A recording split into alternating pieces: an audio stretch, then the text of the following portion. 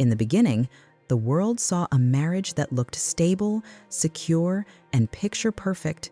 People who looked at us from the outside assumed we were living an ideal life, a supportive husband, a comfortable home, a marriage built on partnership and mutual respect. And I'll be honest with you, for a long time, I believed that myself. I held on to the idea that marriages have ups and downs, that maybe I was overthinking, that seasons change, and we just had to weather a storm. I kept holding on, telling myself that commitment meant pushing through discomfort.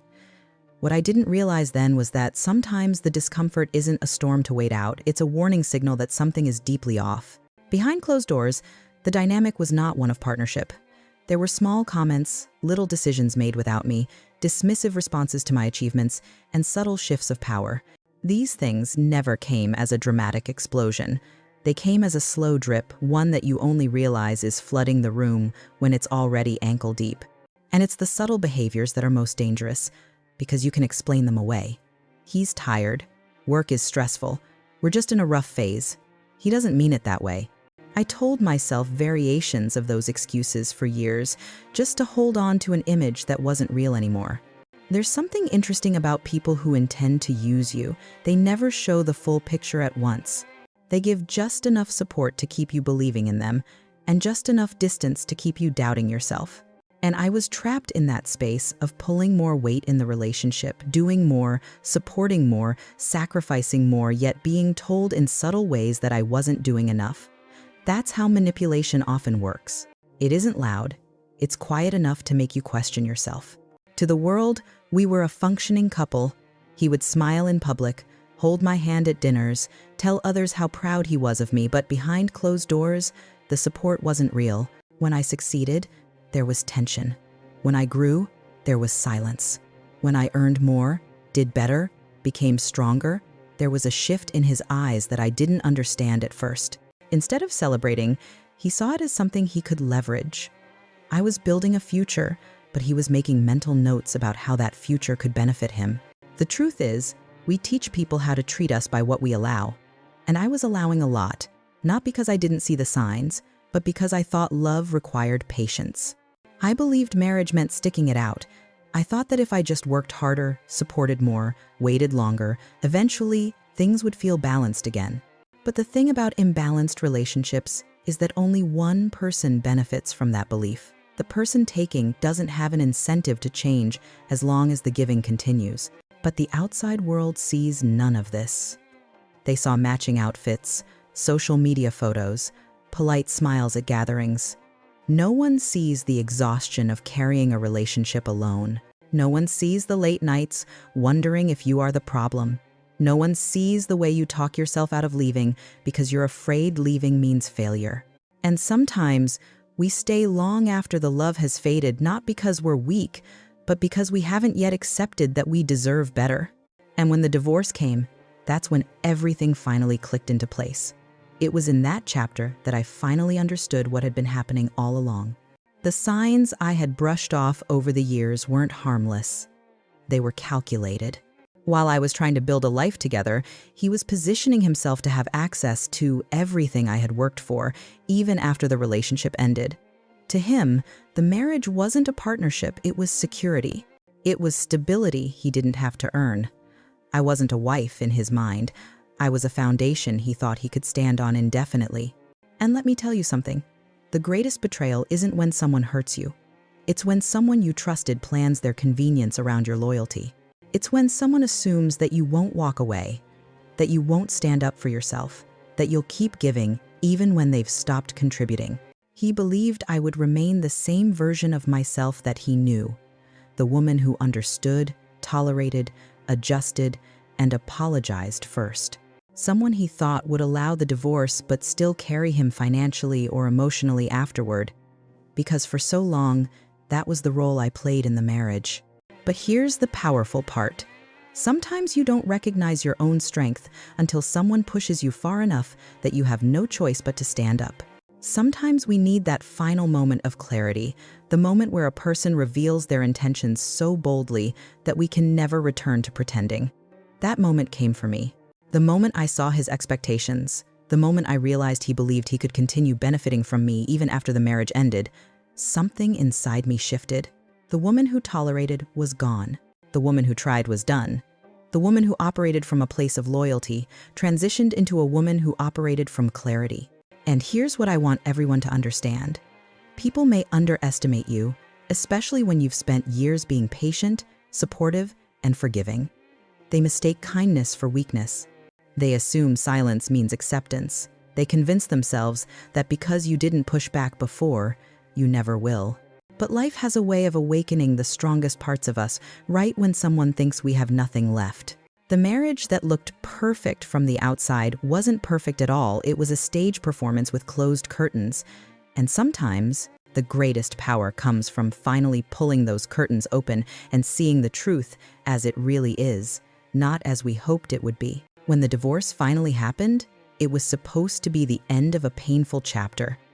I thought it would bring closure, separation, and clarity. I expected we would sign papers, go our separate ways, and finally breathe without the weight of disappointment sitting between us. What I didn't expect was that the divorce would become the moment his true motives stepped into the light, with no filter, no disguise, and no room for misunderstanding. Sometimes separation doesn't change a person, it reveals who they really were all along. It began subtly, just like the early signs in the marriage. At first, he spoke as if we were simply navigating a transition. He would say things like, "We'll still help each other," or "You'll still be there if I need support," and I would nod out of habit, still conditioned to think in terms of we. I had spent so long putting the marriage first that even in divorce, I was mentally operating from a place of partnership. It took time for my mind to catch up to the reality that the relationship had changed, and with it, the expectations should have changed too. But for him, the expectation hadn't changed at all. He assumed that I would continue providing, supporting, and carrying responsibility as if nothing had shifted. And the more conversations we had, the clearer it became. He didn't see the divorce as the end of a commitment. He saw it as a restructuring of the same benefits he had enjoyed throughout the marriage. He wanted freedom without sacrifice, independence without accountability, and my resources without my presence. While I was grieving the end of a life I tried to build, he was calculating how to continue benefiting from it. His tone, his requests, his subtle entitlement, they all spoke one message. He believed I was still his safety net. At first, it stunned me. When someone has lived beside you for years, shared meals with you, shared a home, shared your most vulnerable moments, it is natural to assume that even in separation, there will be decency and respect. But assumptions are dangerous. He wasn't looking for fairness, he was looking for continuation. And what struck me was how casually he framed it, as if the idea of depending on me after the divorce wasn't outrageous, but expected. It was in the way he talked about bills, about his needs, about future plans. He would say things like, "You're in a better position financially," or "You've always been the responsible one." And in those moments, every overlooked red flag from the past suddenly made sense. During the marriage, I had mistaken reliance for partnership. I had mistaken his dependence for connection. But now, with the paperwork in process and the lines clearly drawn, I finally understood that he hadn't seen me as an equal, he had seen me as a solution. That realization was painful, not because it was cruel, but because it was calculated. He had built his comfort on the assumption that I would never walk away, and even if I did, I would never stop caring. He was counting on the version of me he had benefited from for years, the one who gave too much, stayed too long, and put others first to her own detriment. That version had been his asset, and he believed she would remain available indefinitely. But here's what I want you to understand. Divorce has a way of forcing you into clarity. When the emotional thread connecting two people is cut, actions suddenly become visible without emotional interference. I started replaying memories, conversations, decisions we had made over the years, and I realized that he had been preparing this dynamic long before the divorce. He had gradually withdrawn effort while increasing expectations. He had slowly stepped back while pushing me forward. He was building a life that allowed him to depend on me without saying it out loud. And because I loved him, I had accepted it as temporary. I truly believed things would balance out with time, with healing, with patience. But divorce made me see that imbalance wasn't accidental, it was intentional. And once you see something clearly, you can't unsee it. I remember sitting across from him during one of those early conversations after we separated, listening as he casually laid out assumptions that I would continue paying certain expenses or helping in practical ways. And in that moment, something inside me finally settled, not with anger, not with heartbreak, but with certainty. I didn't raise my voice. I didn't argue. I didn't list all the ways I had held everything together for years. I simply recognized the truth. This man wasn't grieving the marriage he was, grieving the loss of his advantage. That realization freed me in a way I can't fully explain. It wasn't empowerment through revenge or superiority. It was empowerment through awareness. The moment I understood his intention, I stopped taking his behavior personally. This wasn't about love lost. It wasn't about inability to move on. It was about someone who had built comfort on my effort and expected it to continue without challenge. And I was no longer willing to be the person who made his life easier at the cost of my own. What surprised me most was how confident he was in his assumptions. He spoke as if my future was already assigned to support his. He assumed I would remain predictable, nurturing, financially responsible, and emotionally available because that is who I had always been. But divorce changes more than marital status, it changes identity. It forces you to rethink what you have been giving, who you have been giving it to, and whether they earned the right to receive it. And once I began rebuilding my life quietly, steadily, privately, he began to sense the shift. He realized the support he expected wasn't coming as easily. The old patterns weren't there. My responses were different. My energy was different. I wasn't cruel or cold. I simply stopped operating on automatic loyalty. I was no longer functioning as someone's backup plan. I was building a life where I was no longer the structure holding someone else together. This is the part many people don't talk about. Sometimes the real ending of a marriage isn't when two people sign papers. It's when one person stops allowing themselves to be used. That's when the real break happens. That's when the real healing begins. And that is when the tables truly start to turn. There comes a moment in every painful transition when something shifts, not in the world outside you, but inside you. For me, that moment came quietly. It wasn't dramatic. There was no shouting, no slammed doors, no sudden realization like lightning splitting the sky. Instead, it was a calm, steady awareness settling into my mind and body, a realization that I had been underestimated for a very long time. It's interesting how someone can live beside you for years, share a bed, share meals, share memories, and still never truly see you. They see the version of you that benefits them, the version that makes their life easier, not the woman you really are or the woman you could become. And for a long time, I had lived as that version. I was the steady one, the responsible one, the fixer, the emotional backbone, the person who stepped in when life got heavy. I prided myself on being reliable because I thought reliability meant love. I thought consistency meant strength. But sometimes, strength becomes the very thing someone uses to keep you small. After the divorce, when his expectations of continued support became clear, I found myself replaying years of moments I had dismissed at the time. The jokes about how I was the organized one, the subtle digs about him being the creative, free spirit, the way responsibilities naturally fell onto me, not because we planned it that way, but because I took them on and he never challenged the imbalance. Over time, he didn't just accept that imbalance, he relied on it. And I didn't realize how deep that reliance went until he stood there after the divorce, speaking as if my job was still to hold his world together. It was in that moment I understood. He hadn't just underestimated me, he had miscalculated who I was becoming.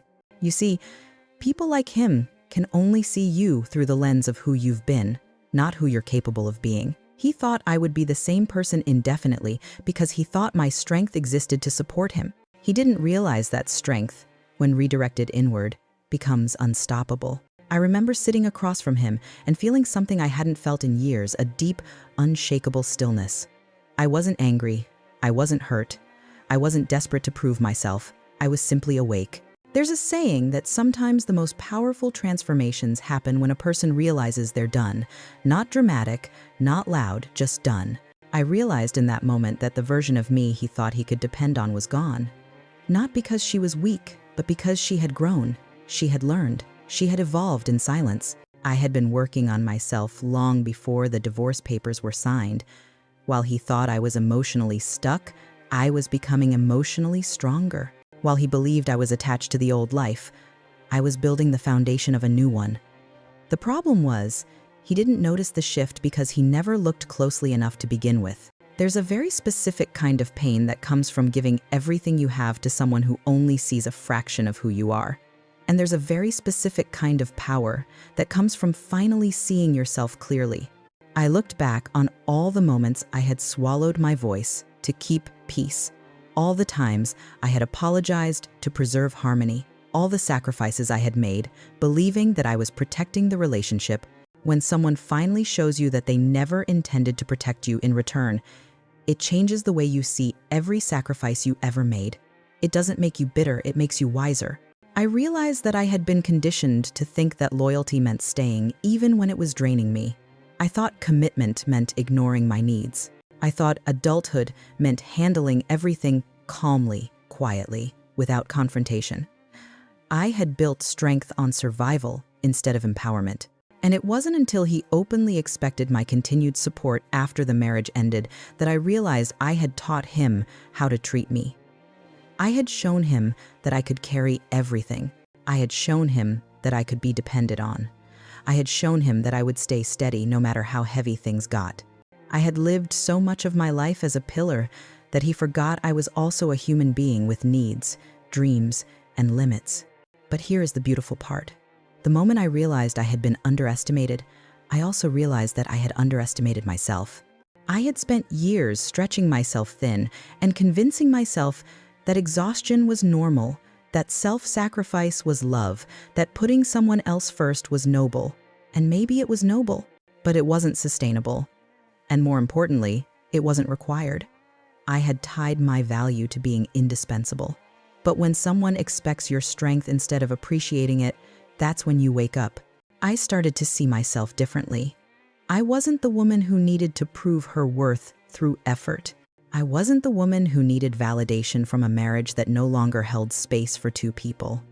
I didn't need to wait for someone to value me to start valuing myself. I had spent so long waiting for someone to meet me where I stood that I forgot I could move. I could build. I could rise. I could step into a future that didn't require me to shrink to make someone else comfortable. And once that realization takes root, it changes everything. I began responding differently. The things that used to upset me no longer did. The expectations that once pressured me no longer had power. The old emotional strings that he used to pull simply weren't connected anymore. It was like the version of me that lived for someone else's comfort had finally exhaled and sat down, allowing a stronger version to stand up. People often think empowerment comes from dramatic acts, from walking out, from confrontation, from declarations of independence. But sometimes empowerment comes from silence, from no longer reacting, from no longer explaining, from no longer allowing someone to make withdrawals from a bank account they never helped build. Sometimes empowerment is simply choosing yourself without permission. And the moment I chose myself, the tables began to turn. While he was assuming that life would continue the same way, that I would remain the dependable force behind his comfort, I was quietly transforming. And the powerful thing is, I didn't make announcements. I didn't deliver speeches. I didn't post updates about becoming stronger. I was doing the work silently. Sometimes the greatest changes in a person's life happen when no one is watching. There is a certain dignity in healing privately, in rebuilding without noise, in evolving without seeking applause or permission. Because real growth doesn't need a spotlight, it needs commitment. In the months following the divorce, while he believed I was emotionally stuck or financially obligated, I was investing in myself in ways I hadn't in years. I had spent so much time pouring into someone else that I had forgotten what it meant to pour into myself. I began learning again, learning not just new skills, but learning myself. Learning what I liked, what I disliked, what I needed, what I had been tolerating, what I had been neglecting. I started picking up the pieces of myself that had been set aside during the years of holding a relationship together alone. And let me tell you, there is something incredibly powerful about a woman rediscovering her own identity, not the identity shaped by marriage, responsibility, or someone else's expectations, but the one shaped by her own desire to grow. I spent nights reading, studying, improving my craft, redefining my purpose. I strengthened my financial foundation. I enhanced my education. I worked on the emotional wounds I had been ignoring because I had been too busy being strong for someone else. People often underestimate how much energy it takes to hold a life together when your partner has checked out, and when that responsibility finally lifted, I realized how much strength I still had available when it was directed toward myself instead of someone else's comfort. And that's the part he never saw. He assumed that just because I wasn't loud, I wasn't growing. He mistook my quietness for stagnation. He thought silence meant inactivity, but silence is often where the greatest evolution unfolds. You don't have to announce that you're leveling up. You don't have to inform anyone that you are preparing for something greater. Sometimes growth is most effective when the world is unaware of the seeds being planted. Because when the harvest comes, there is no one to credit but the work you put in and the belief that you deserved more than the life you had been accepting. Every day, I became a little stronger. Not outwardly. At first, there were no immediate fireworks or victories. The growth happened in how I woke up in the morning, in how I spoke to myself, in how I no longer carried the weight of someone else's needs before my own. I began rebuilding routines that supported me instead of draining me. I started setting boundaries, not to push people away, but to reclaim the space I had given away too freely. I learned to say no without guilt and yes without needing anyone's approval. And with each boundary I set, I regained another piece of myself.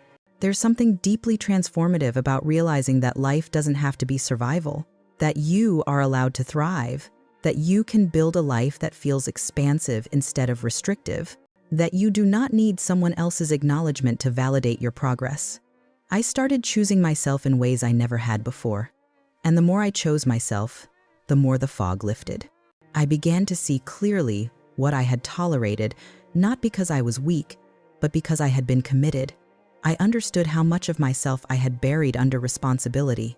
And once you see that, once you become aware of how much more life is available to you, it becomes impossible to go back to existing in smallness. During this time, while I was strengthening my emotional and financial backbone, he remained unaware. He was assuming the future would unfold the way the past had. He believed that I would continue playing the same role even after the stage had changed. But I was no longer acting from obligation. I was acting from intention. And that shift is seismic.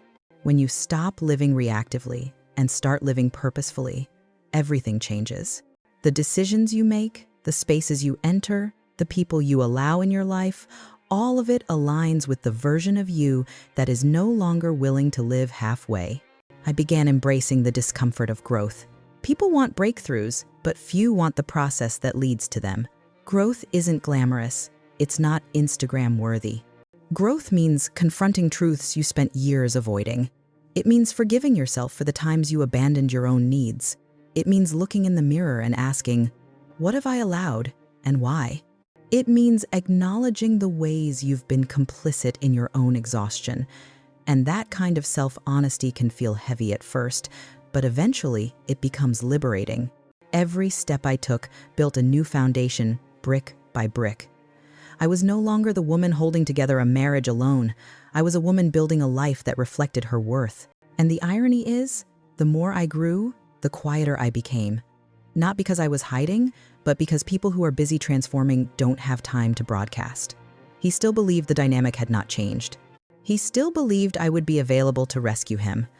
But rescue was no longer my role. I wasn't the safety net anymore. I was building the trampoline I would use to rise higher than I had ever allowed myself before. While he was relying on the old version of me, I was creating a new version he wouldn't recognize, a version that didn't need approval, a version that didn't need the old dynamic, a version that didn't need anyone to stand beside her to feel complete. Growth became my quiet revolution, and when the time came, that growth spoke louder than any argument ever could. Turning the tables didn't happen in a moment of rage, and it didn't come from a desire to punish him. It happened through clarity, strategy, and the deep understanding that the best revenge is not retaliation, it's transformation. I knew that arguing with him, listing out all my sacrifices, or demanding accountability would lead nowhere. He wasn't interested in seeing the damage he had caused. He was interested in maintaining the benefits he had always received. So instead of fighting in the old language of the relationship, tears, explanations, emotional negotiations, I chose a new language, action. And that is where the shift truly began. See, when someone expects your weakness, your strength becomes unrecognizable. When someone expects your compliance, your silence becomes powerful. I started making decisions not from hurt, not from pride, but from the understanding that the only person I could control was myself. I couldn't force him to understand my value. I couldn't force him to evolve. I couldn't make him see the weight I had been carrying. But what I could do was stop carrying it. I could choose myself. I could stop participating in a dynamic that drained me. That decision changed everything. He was expecting the old dance, the one where he asks and I bend, where he assumes and I deliver, where he stumbles and I steady the ground beneath him. But I was no longer operating on emotional reflex. My choices became intentional. When he hinted that I should continue supporting him financially, I didn't explain why I wouldn't. I simply didn't. When he tried to guilt me into helping with things he should have been responsible for, I didn't react defensively. I let the silence hold its place. The woman he knew would have filled the silence with compromise, apologies, or over-explanations. The woman I had become understood that silence can be a full sentence. When your behavior changes, people get uncomfortable, not because you've done something wrong, but because the blueprint they depended on is no longer valid. He wasn't losing my help. He was losing access to the version of me who allowed herself to be used. And losing access to an unspoken advantage is more frightening than a fight. It forces people to confront the truth about what they were taking without giving. He began to sense that something was shifting, but he couldn't understand why. In his mind, I had always been the one who stepped in, so he assumed I would continue stepping in. He didn't realize that I wasn't stepping away from him. I was stepping toward myself. Turning the tables wasn't about making him suffer. It wasn't about proving a point. It was about reclaiming my identity, my peace, my energy, and my future. I wasn't trying to hurt him. I was simply done hurting myself. And when a person stops betraying themselves, they become someone unrecognizable to those who benefited from that self-betrayal. I began focusing on building instead of fixing. Fixing is exhausting. Fixing requires you to take responsibility for someone else's lack of effort. Building, though, that's where strength multiplies. Every choice I made to invest in myself rather than his comfort was a brick laid in the foundation of the life I wanted. He expected me to fall apart emotionally after the divorce because that's what dependency looks like. But I hadn't been emotionally dependent. I had been emotionally patient. Those are not the same. Dependency collapses without support. Patience grows wings when support is removed. When he realized I was not collapsing, that I was, in fact, rising, his attitude shifted. There was confusion first, then frustration, then attempts to pull me back into old emotional cycles, not out of love, but out of habit. People who have relied on your emotional labor will often try to recreate the situations that once triggered your response. It's how they maintain control. But I had stopped reacting from the old place. I started responding from the new place, the grounded place, the place of self-awareness. And that confused him because he hadn't accounted for my growth. He had been planning from the past while I was expanding into the future. He would try to push my emotional buttons, expecting the old reactions, and I wouldn't move. I had learned that the person who controls your reactions controls your peace. And I was no longer handing the remote of my emotional state to someone who didn't value it. The greatest shift wasn't what I did, it was what I no longer did. I no longer explained myself to someone who wasn't listening. I no longer defended myself to someone who never intended to understand. I no longer placed my sense of worth in someone else's hands. People often think turning the tables means proving the other person wrong, but you don't have to prove anything when the outcome speaks for itself. I didn't post inspirational updates. I didn't parade success to show him what he had missed. I focused on building a life that no longer revolved around his expectations. I built habits, not arguments. I built progress, not second chances. I built peace, not explanations. And the more I built, the more obvious the contrast became. At first, he didn't think my distance was permanent. He thought it was a phase, a reaction, a temporary shift. But when someone has grown, they don't go back. And when they do look back, it's only to observe how far they've come. I started seeing how much I had dimmed to make the marriage work. And part of turning the tables was no longer shrinking to make someone else comfortable. I stopped fitting myself into the small space someone had been willing to offer. I expanded into the space I deserved. And as I grew, something remarkable happened. I stopped feeling anger toward him. I didn't need to. Anger ties you to the past. Growth releases you into the future. The most powerful turning point wasn't when he realized he no longer had access to me. It was when I realized I no longer needed anything from him. Not closure, not validation, not acknowledgement. When someone cannot take anything from you emotionally, mentally, or financially, the dynamic collapses. That is the moment the tables truly turn. And I had finally reached that moment. Here is the 900-word expansion for Key Point 6 in a smooth, speech-style flow with no headings, no mentions of Auntie Mae by name, and delivered in a tone as if Tony is giving the speech. There comes a moment in life when you realize that closure doesn't come from other people. It doesn't come from apologies you never received. It doesn't come from the truth finally coming out. It comes from the moment you decide that you're done carrying the weight of what other people tried to do to you. And that's where I found myself. After the divorce, after watching someone who once promised love and commitment try to use me as a financial safety net, after realizing that his plans had been running longer than the marriage itself, I found myself standing face to face with a new truth. I didn't want to spend the rest of my life angry at him. I wanted to spend the rest of my life building myself. I started to understand that real freedom is not when someone else finally gets what they deserve. It's when you finally stop caring about whether they do. When you stop replaying their betrayal, when you stop writing speeches in your head for the confrontation that will never happen, when you stop imagining how you'll prove them wrong because you're too busy proving yourself right, that's a powerful shift. It's the shift from survival to ownership. It's the shift from disappointment to direction. It's the shift from being driven by what hurt you to being driven by what you now want to become. I still remember waking up one morning, days after signing the final papers. The anger was still there, the disbelief was still there, and the exhaustion was definitely still there. And I sat on the edge of the bed and asked myself a question I'd never asked before. What if I stopped making him the reason for how I felt today? What if this next season of my life wasn't about recovering from him, but about discovering me? And that question hit me right in the chest.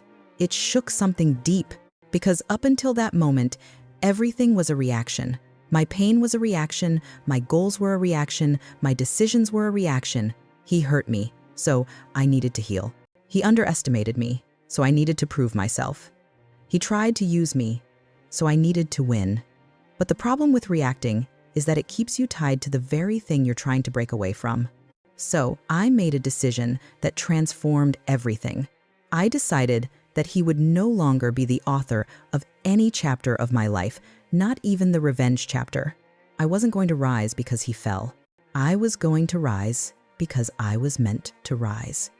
And that shift allowed me to walk with a different kind of strength, not the strength that clenches fists, the strength that opens doors, not the strength that says, I'll show you, the strength that says, I don't need to, because real power is quiet. Real growth is internal. Real victory has nothing to do with who hurt you. It has everything to do with who you become afterward. I threw myself into learning again, but this time, not to prove anything, just to grow. I started developing skills I had pushed aside during the marriage. I started saying yes to things I used to talk myself out of because I was trying to keep the peace. I started exploring the parts of myself that had been on pause. Do you know how many people go through life never meeting who they could have been? Not because someone stopped them, but because they got comfortable with the version of themselves designed to keep someone else comfortable. The more I explored my own potential, the more I realized that his actions didn't break me, they woke me up. They forced me into a reality I had postponed for too long. I had been in a life that was shrinking me, and I didn't even notice it until the illusion shattered. That's the thing about pain. It's loud, it's shocking, and in the moment you think it's destroying you, but sometimes it's just ripping away the walls around the version of you that's been waiting to breathe. As I grew, something interesting happened. I stopped thinking about him, not because I forgave him, not yet, not because I excused him, but because my life became too full to hold space for someone who was no longer part of the story I was writing. I started connecting with people who challenged my thinking, not my self-worth. I started surrounding myself with conversations about future possibilities, not past disappointments. And in that environment, healing wasn't a task, it was a side effect. When you step into rooms that are bigger than your pain starts to shrink. I looked back one day and realized I no longer wanted an apology. I no longer wanted him to see me succeed. I no longer cared whether he understood what he lost. Because when you build a life that you love, the past becomes nothing more than a reference point, a chapter, not a definition. There's something powerful about choosing to move forward without bitterness. People think forgiveness is about letting someone else off the hook. But sometimes forgiveness is about letting yourself off the hook. Letting yourself off the hook for replaying the story, for analyzing every detail, for giving someone a starring role in a movie that's no longer being filmed, that's freedom. That's the moment when the pain loses its permission to stay. And here's the final truth I discovered. The best revenge is not proving someone wrong. The best revenge is not returning the pain. The best revenge is a life so fulfilled that you don't even remember the score. And when I reached that space, I realized I had not only turned the tables, I had left the table completely and built a new one.